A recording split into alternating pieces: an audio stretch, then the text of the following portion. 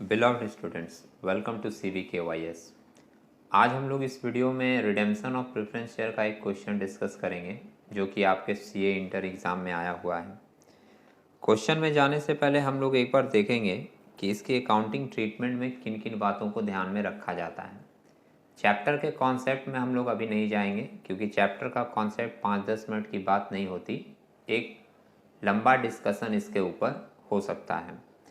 तो question answer discussion से पहले सिर्फ एक फ्लैशबैक करेंगे कि हम लोग कौन कौन से अकाउंटिंग ट्रीटमेंट को ध्यान में रखते हैं, जिसमें सबसे पहला रिकॉर्ड होता है कि कंपनी कितना प्रेफरेंस शेयर ड्यू करना चाहती है। दूसरा हम लोग ध्यान में रखते हैं कि अगर प्रेफरेंस शेयर प्रीमियम में रिडीम हो रहा है तो प्रीमियम के ऊपर कितना पैसा लगेगा और वो कहाँ से एडजस्ट होगा। तीसरा, कंपनी रिडेम्पशन करने के लिए शेयर इशू कर सकती है, तो शेयर इशू के लिए क्या एंट्री हो सकता है।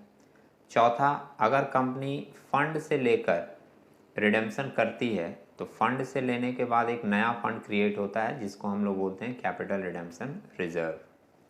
इस प्रोसेस में कभी कभी कंपनी अपना फंड मैनेज करने के लिए कोई इन्वेस्टमेंट या पुराना एसेट्स बेचती है तो एक एंट्री उस पर बनती है, और इसके बाद फिर फाइनली पेमेंट की एंट्री होती है कि हम लोग प्रेफरेंस शेयर होल्डर को पैसा किस तरीके से पेड कर रहे हैं। इसके अलावा ये तो जनरली 5-6 बातें मैंने आपको बताई किससे रिलेटेड, रिडेम्पशन से रिलेटेड। लेकिन इसके अलावा भी अगर मान लीजिए कंपनी रिडेम्पशन के ड्यूरेशन में या रिडेम्पशन के बाद बोनस शेयर वगैरह इशू करती है तो उसके लिए हमको बोनस शेयर वाले चैप्टर की एंट्रीज भी फॉलो करनी पड़ती है। तो ये सारी बातों को ध्यान में रखकर हम लोग इस सम्स को पढ़ते हैं और देखते हैं कि इसके अंदर में क्या क्या अकाउंटिंग ट्रीटमेंट फॉलो किया गया है। ये सम आपका CA इंटर में आया है, आप देख रहे हैं। सम्स को एक बार समझते हैं। RG company limited had an authorise equity capital of 20 lakh divided into share of 100 each. 20 lakh का ऑथोराइज कैपिटल है और एक शेयर का दाम है 100 रुपया। The paid up capital was 12,50,000। Paid up capital है 12,50,000 का। तो ध्यान रखेंगे हम लोग कि जब भी किसी कैलकुलेशन की ज़रूरत पड़ेगी तो 12,50,000 पर ही थॉट लिया जाएगा, हम लोग 20 लाख को उसमें कंसिडर नहीं करेंगे। आगे मेंशन किया, beside this the company had 9% redeemable cumulative preference share of ₹10 each eight ₹2,50,000। Company के पास 9% रिडीमेबल प्रेफरेंस शेयर है 10 रुपया ईच वाला, और टोटल वैल्यू कितने की है, 2,50,000 की। तब 2,50,000 का रिडेम्पशन हम लोग करेंगे। आगे मेंशन कर रहा है 2,50,000 का प्रेफरेंस शेयर है। आगे मेंशन कर रहा है balance on other account were securities premium में है 28,000, प्रॉफिट एंड लॉस में है 72,000 एंड जनरल रिजर्व में है 3,40,000। Included in sundry assets were investment of the face value of ₹30,000 carried in the books at a cost of ₹34,000।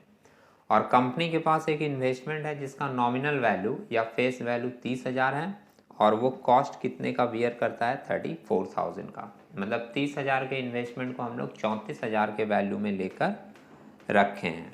ठीक है। Sums में ध्यान रखिए, the company decided to redeem the cumulative preference share at a premium of 10%। 10% के premium में हम लोग redeem करने जा रहे हैं। 2,50,000 का प्रेफरेंस शेयर था, देख रहे हो आप लोग यहाँ पर। 2,50,000 का 10% आएगा 25,000, मतलब हम लोग टोटल 2,75,000 का रिडेम्पशन करेंगे।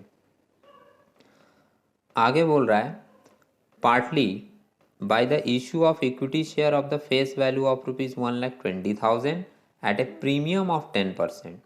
मतलब ये जो 2,50,000 का प्रेफरेंस शेयर रिडीम होगा, इसमें 1,20,000 की शेयर इशू की जाएगी। 2,50,000 आपका फेस वैल्यू है, फेस वैल्यू के ऊपर कैलकुलेशन सोचते हैं। इसमें से 1,20,000 का बोल रहा है शेयर इशू कर दिया जाएगा, तो जो बैलेंस बचेगा 1,30,000 ये लेना पड़ेगा फंड से एज पर कंपनीज रूल। और अगर ये 1,30,000 आप फंड से लेते हो तो इसके लिए आपको एक नया फंड बनाना पड़ेगा जिसको क्या बोला जाता है, कैपिटल रिडेम्पशन रिजर्व। आगे मेंशन कर रहा है investment were sold at 105% of their face value. 105% में बेच दिया गया। 30,000 की फेस वैल्यू थी, 30,000 का 5% आप निकालोगे तो आपको मिलेगा वो 1500। मतलब 30,000 के फेस वैल्यू की चीज़ को बेचे हैं हम लोग 31,500 में। ठीक है। All preference share were paid off except 3 holder holding 250 share. और सारे के सारे प्रेफरेंस शेयर होल्डर का पेमेंट कर दिया गया, लेकिन एक शेयर होल्डर नहीं, 3 शेयर होल्डर ऐसे थे जिनके पास 250 शेयर था, उसका पेमेंट नहीं हुआ। तो पेमेंट करने के समय हम लोग इस बात का ध्यान रखेंगे कि 250 शेयर्स की पेमेंट नहीं हुई है, उसको छोड़कर, उसको हटाकर ही पेमेंट हम लोग दिखाएंगे। After redemption of the cumulative preference share, fully paid bonus share were issued in the ratio 4:1। और रिडेम्पशन के बाद कंपनी ने डिसाइड किया कि हम लोग 4:1 के रेशियो में बोनस देंगे। मतलब जिनके पास 4 शेयर है उनको 1 शेयर मिलेगा बोनस का, तो 1/4 का रेशियो होगा। तो बोनस कितने की दी जाएगी ये भी हम लोग देख लेते हैं। हमारे पास पहले 12,50,000 का शेयर था, इसके बाद हमने 1,20,000 का और इशू किया, तो 12,50,000 का शेयर पहले था, इक्विटी शेयर के ऊपर बोनस दिया जाएगा।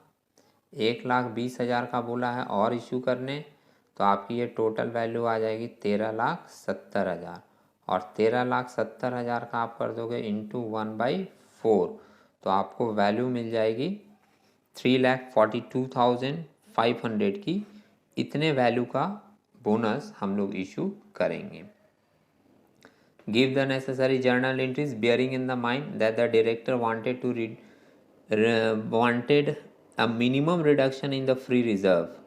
मतलब जब फ्री रिजर्व आप यूज़ करोगे तो डायरेक्टर आपको बोल रहे हैं कि आप कम से कम उसको यूज़ करेंगे। while effecting the above transaction working should be a form of your answer। मतलब जो भी आप निकाल रहे हो उसका आप एक वर्किंग में भी कैलकुलेशन दिखाओगे। ठीक है। तो ये तो हमने सम्स बताया आपको। अब हम लोग देखते हैं कि ये जो हमने डिस्कशन दी है उसका अकाउंटिंग एंट्रीज किस तरीके से मेंटेन किया गया है। In the books of RG company limited journal, ये हो गया heading.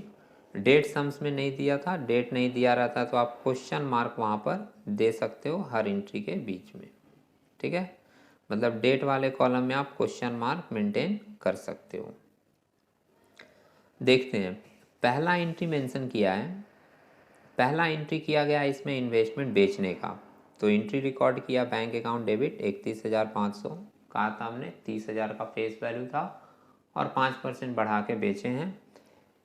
Profit and loss account में लिखा है 2500 और टू इन्वेस्टमेंट में लिखा है 34,000। एक्चुअली 34,000 कॉस्ट कम था, 34,000 के कॉस्ट की चीज़ है और आप बेच रहे हो 31,500 में, तो जो डिफरेंस है, जो कम अमाउंट है, वो आपका लॉस है और वो ट्रांसफ़र हो जाएगा प्रॉफिट एंड लॉस अकाउंट में।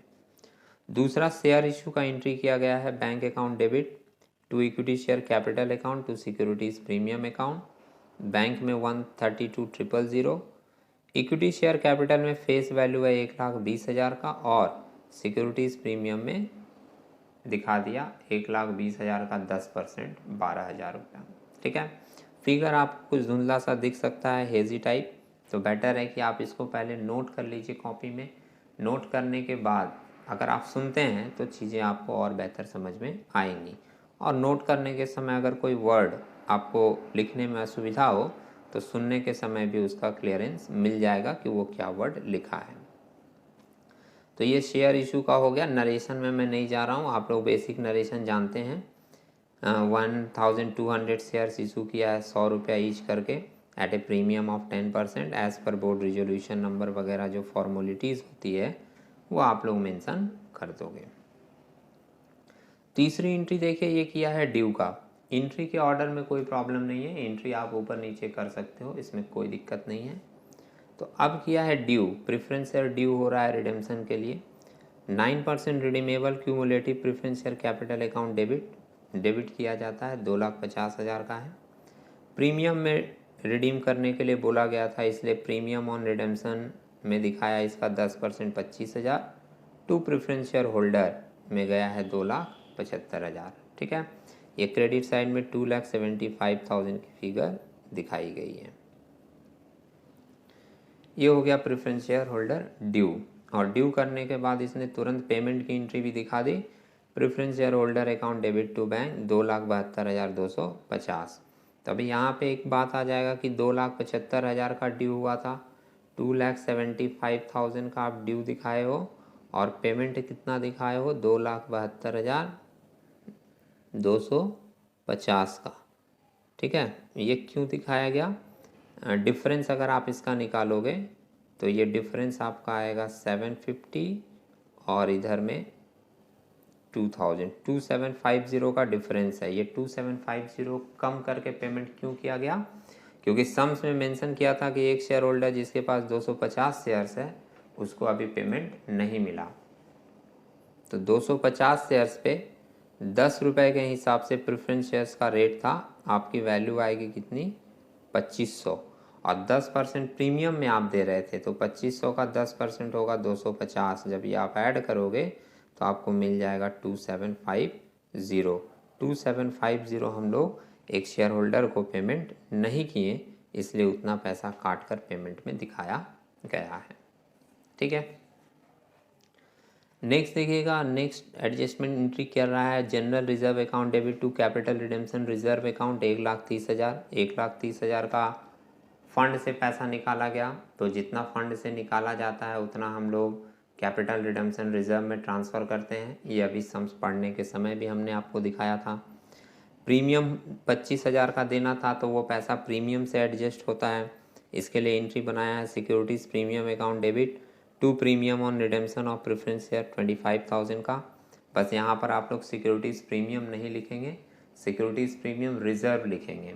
अब कंपनीज एक्ट ने ये सर्कुलर दिया है कि आप कोई भी प्रीमियम को सिक्योरिटीज़ प्रीमियम के नाम से सिर्फ नहीं दिखा सकते, वहाँ पर आपको सिक्योरिटीज़ प्रीमियम रिजर्व लिखना पड़ेगा। ये रिडेम्पशन का सारा प्रोसेस ख़त्म होने के बाद अब हम लोग बोनस इशू करते हैं। तो बोनस इशू के लिए मैं फिर से आपको बता दूं, 12,50,000 आपके पास पहले से शेयर था, 1,20,000 का आपने और इशू किया, टोटल हो गया 13,70,000, 13,70,000। और इसका आप 1/4 जो रेशियो बोनस का था वो निकालोगे तो आपको फिगर मिल जाएगा 342,500। 342,500 का बोनस इशू किया है। बोनस इशू करने के लिए भी हम लोग फंड से पैसे निकालते हैं, और जो लोग बोनस शेयर वाले चैप्टर को अच्छे से पढ़े होंगे या हमारा जितना भी सेट इसके ऊपर दिया है उसको देखे होंगे, तो उनको उसमें मिला था कि बोनस इशू करने के लिए जो सबसे पहला फंड यूज़ होता है वो होता है कैपिटल रिडेम्पशन रिजर्व। दूसरा फंड हम लोग लेते हैं सिक्योरिटीज़ प्रीमियम, और इन दोनों से फंड को लेने के बाद भी अगर पैसे और कम पड़ जाते हैं तब आप किसी तीसरे फंड से ले सकते हैं। और इसके लिए एंट्री किया गया है, देखिएगा, capital redemption reserve account debit, इससे तो 1,30,000 ले लिया गया, अभी ये फंड बना था रिडेम्पशन के समय। सिक्योरिटीज़ प्रीमियम अकाउंट डेबिट, यहाँ से लिया गया है 15,000। कैसे?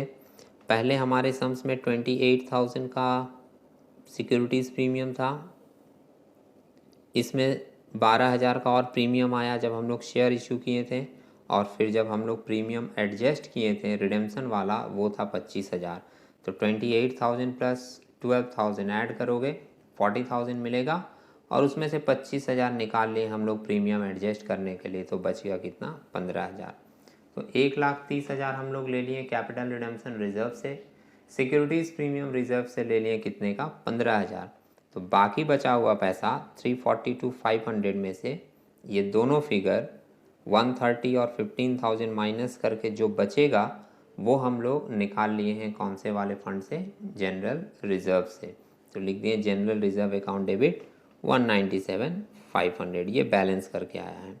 To bonus to share holder account 3,42,500 का बोनस इशू कर दिया गया। तो बोनस इशू के लिए दो एंट्री फॉलो की जाती है। पहली एंट्री होती है डिक्लेयर की, जो हम लोग फंड से निकाल कर डिक्लेयर करते हैं, तो ये वाली जो एंट्री बनाई गई है वो है डिक्लेयर की।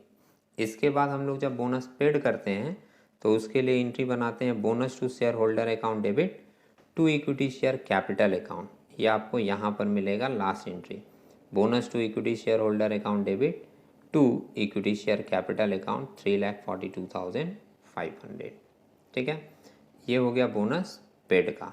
एक होता है बोनस डिक्लेयर्ड का, दूसरा करते हैं बोनस पेड का।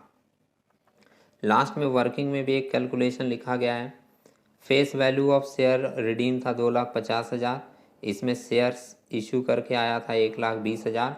हम लोग यहाँ पर प्रीमियम को कंसिडर नहीं करते, प्रीमियम को हम लोग अलग से एडजस्ट करते हैं।